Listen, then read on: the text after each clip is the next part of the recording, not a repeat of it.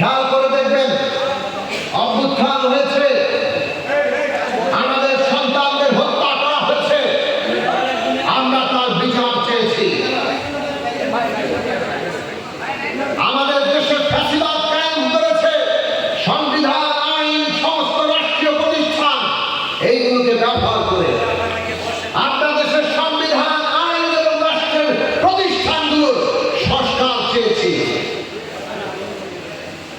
আমাদের দেশে মানুষের ভোটের অধিকার কেন্দ্রে তারা একটা জমিদারি শাসন কায়েম করেছিল।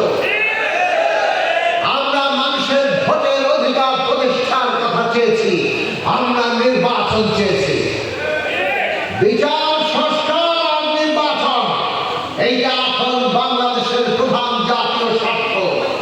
18 কোটি মানুষ আগামী দিনে এই দেশকে নিয়ে উন্নতির দিকে যাবে, ভালোর দিকে যাবে নাকি তাদের দিকে যাবে, এটা নির্ভর করছে কিসের উপরে?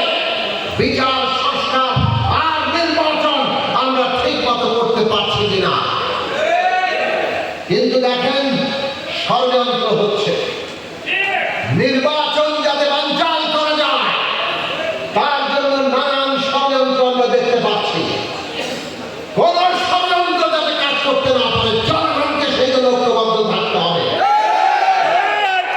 জনগণ যদি ঐক্যবদ্ধ থাকে, কোন ষড়যন্ত্র কোনোভাবেই কাজ করতে পারবে না। আমরা বিচার চাই, আমরা সংস্কার চাই, আমরা নির্বাচন চাই, এবং এই বিচার, সংস্কার আর নির্বাচনের যে পথরেখায় সরকার দিয়েছে সেই অনুযায়ী বাংলাদেশের নির্বাচন হবে, সংস্কার হবে, বিচার হবে। কোন শক্তি তাকে দাবিয়ে রাখতে ক্ষমতা